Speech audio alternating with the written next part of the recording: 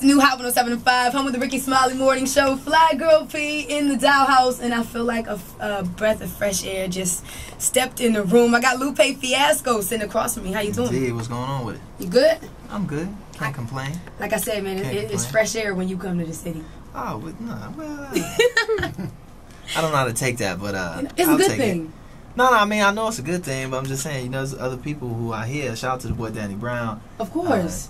You know, he's definitely breathing a lot of fresh air into the game. We'll definitely want to do what I'm looking up to take over, please, soon. You know what I'm saying? But no, I get what you're saying. I appreciate that. Yeah, no problem. So I know you made your rounds around the city, and last night, the town hall meeting, current state of hip hop. How was that? That was good, man. Shout out to LeBron in the house. Man. Versus everybody. You know, put together an amazing panel with an amazing cast of characters, as well as, you know, bringing in an amazing audience as well. We had a real good talk. You know, shout to y'all for repping, you know, holding us down and supporting my man in his efforts, trying to breathe some life back into the city here and its peoples. So, you know, much blessings to him on the next one. That's the first of many. You know, covering many different topics. That was specifically hip hop, but he's gonna, you know, branch out and do more subject matter and things of that nature, bringing some real talented people in on it. So yeah, man, it was a good deal. Yeah, I heard it was such a good deal. It actually like ran over like by about 30, tons of questions. 40 minutes. Yeah, but we started late. You know how we do. Yeah, of course. I just know that they were. When you start late, that's kind of what happens. You know what I'm saying? Yeah. But I just I can imagine. I know that they said it was a packed house. People were still trying to get the questions in and all that. So I'm pretty sure that this is gonna. Yeah, I can give you the stats. They text me the stats this morning. LeBron got numbers. Yeah, I got numbers. Approved numbers. Yeah, it's crazy. So what do you think about the feedback that you got with the questions? The mental now. Where do you think the current state of hip hop is right now? I'm at it that is substance wise, you know, when it comes to actually depth of what we're talking about, you know, are we pushing positive messages out there? I think we're in I said we're in a crisis when it comes to that. Technically it's beautiful, it looks good, everybody looks good, they sound good, the beats are dope, the videos are amazing, the cars are shiny, the rims are spinning, the money's flowing, the liquor's spilling, but we're not really talking about anything in mass. You know, in mass, when you look at, you know, the commercial side of hip hop and those commercial kind of venues, you know, it's not much being talked about. I'm not saying that nothing's being talked about, but it's, you know, on a day-to-day basis, you're more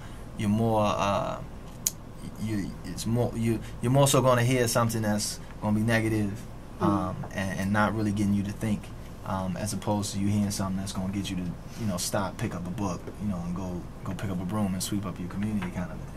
And I think we just kind of lost that in hip hop along the way. Maybe we'll regain it. We'll see. Maybe it's time for another genre of music to come out, you know, and take that torch. You know, because hip hop took that torch from things like punk rock and the blues and things of that nature, and even funk and soul. We talked about that last night in Depth 2. A lot of those positive messages started in that, carried over from different forms of music. So maybe it's time for another form of music to come in and, you know, speak that piece. Right, or we play some more Lupe records. Yeah. Something like that. I know you continue to spit conscious, and so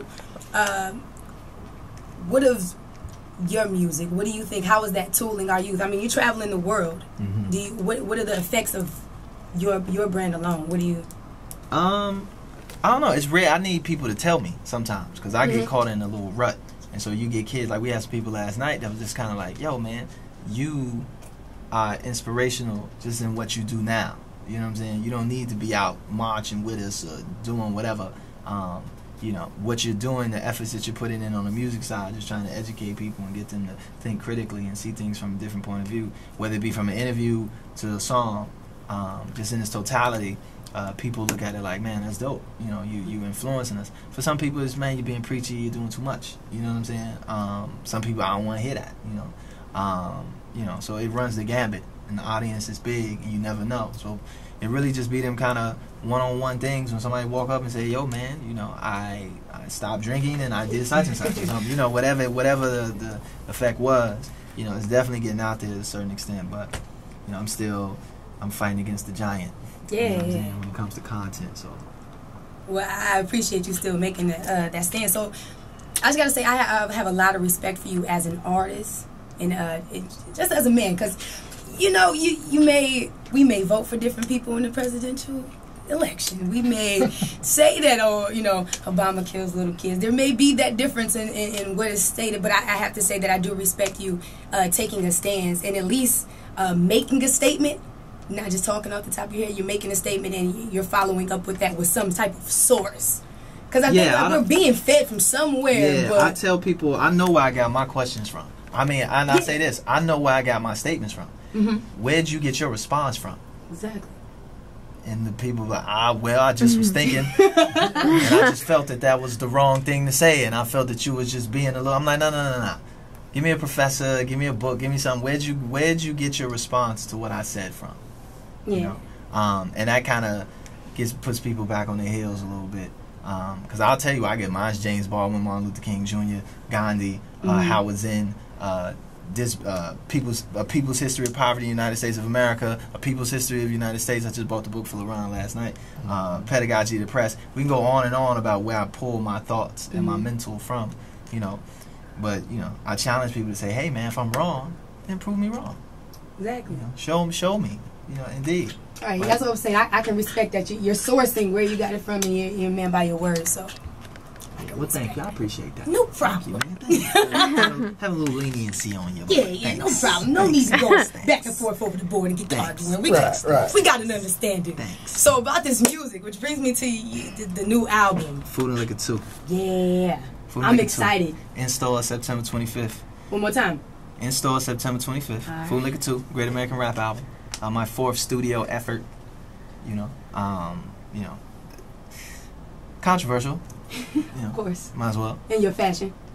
Yeah, but it's talking about America. That's the thing. It's called the Great American Rap Album, and the concept is talking about America, the American dream, the American society, the American experience, from my humble, ignorant, flawed point of view. You know, it's not any way to kind of define what America is for everyone. It's just my interpretation of what America means to me. And so you take that kind of mentality, and you just, you know, you make songs out of it. You know, so you get songs like Around My Way, which is the first little single that we put out on iTunes right now, as well as Bitch Bad, which is on iTunes right now. But, you know, taking different, you know, from one where you take Around My Way, where you literally just pulling stuff out of the history book and out of the news, and this is America right now. This is where America has been, and this is where it's going. And then Phenomenon, which are all American hip hop, the phenomenon of the bad bitch. You know what I'm saying? And the prevalence of that, and almost 98% of the songs that are on the radio, there's a reference to being either a bad bitch or having two bad bitches at the same damn time. It's there. So why not add mine into the fray? You know, but you know, just to get you to think about what that persona is doing, maybe could possibly be doing, you know, to the mind of a 9-year-old or a 10-year-old little girl or a 5-year-old little boy, right? In the presence of somebody having fun, you know, what is happening to them, you know. So that's the arc of the album, and then there's some rapping, not to just speak, just some raps, you know what I'm saying? That's all, some beats.